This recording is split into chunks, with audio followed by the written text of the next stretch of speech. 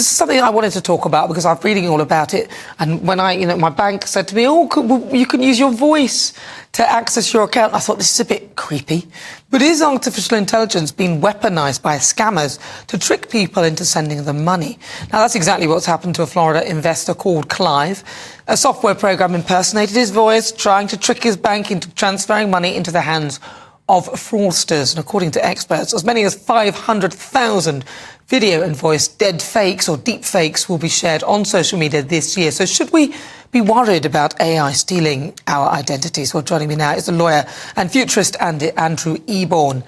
Andrew, my bank said, would you like to use your voice? I said, yeah, why not? I've changed my mind. I think that's a very wise move. We are living in a very diseased information age at the moment, where AI can basically replicate anything that we can do. It can replicate your voice, your image, the way that you walk and so on and so forth. And it's really, really dangerous times. I often say it's our greatest human achievement, but also the biggest potential existential threat.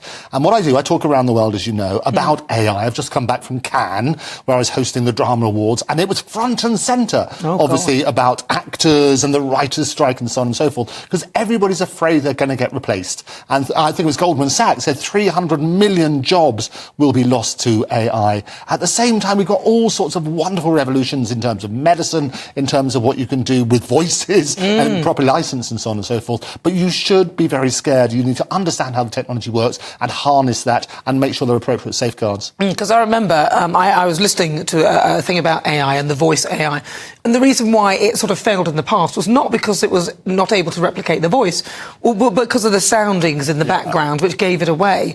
So they fixed the soundings in the background. There was never a problem with the voice at all. And now it's a real thing. And I'm wondering why banks are actually offering it, knowing this. Because what insurance is there for someone like me? My voice is on lots of things. Anyone could easily take it and try and manipulate it. What assurances or what protections are there? Well, and that's the problem. And voice is the most difficult to identify as a fake. There are lots of fake videos out there, there are lots of fake pictures, and normally there are clues, giveaways. So there's the fake Pope, if you might remember, in a puffer.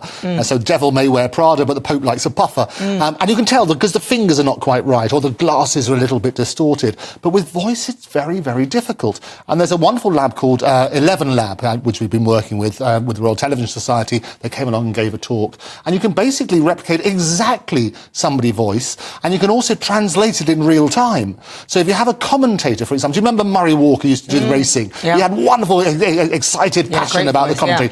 I went abroad many times, and some of the local commentators were a bit more pedestrian, let's put it that way. You could now have Murray Walker's voice in any language, and it would sound as though he's speaking as though he were a native. So it is really incredible. The dangerous thing is this, is that it can absolutely, in a matter of seconds, pick up all of your intonations and basically replicate those on a phone call. So if somebody phones up and says, it's a long-lost relative or whatever, and I've lost all my money using somebody else's phone, but you recognise the voice, you may well transfer money, which is a lot of what people have done. So very, very tricky. Or they could replicate a family member. Yeah.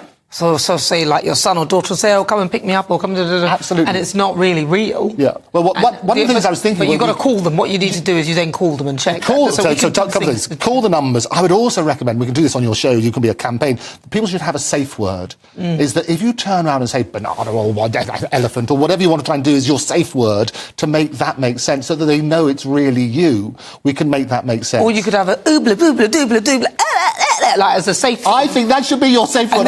But then would the AI learn that? It would learn that. Well, as long as you don't disclose to anybody else in anywhere that these devices can hear you listening and so on and so forth. So I would work on the basis, work out something secret. But it was, I told you, I mean, Equity, they've got the sort of stop AI stealing the show, because actors are so worried that they're going to lose, basically, their rights to do it.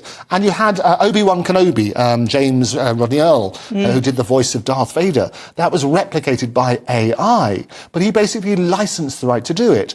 Tom Hanks, very recently, was in a dental plan commercial, which he didn't license, but it was a deep fake of him on that sort of basis. But you might get something like Bruce Willis, who can no longer act because of aphasia.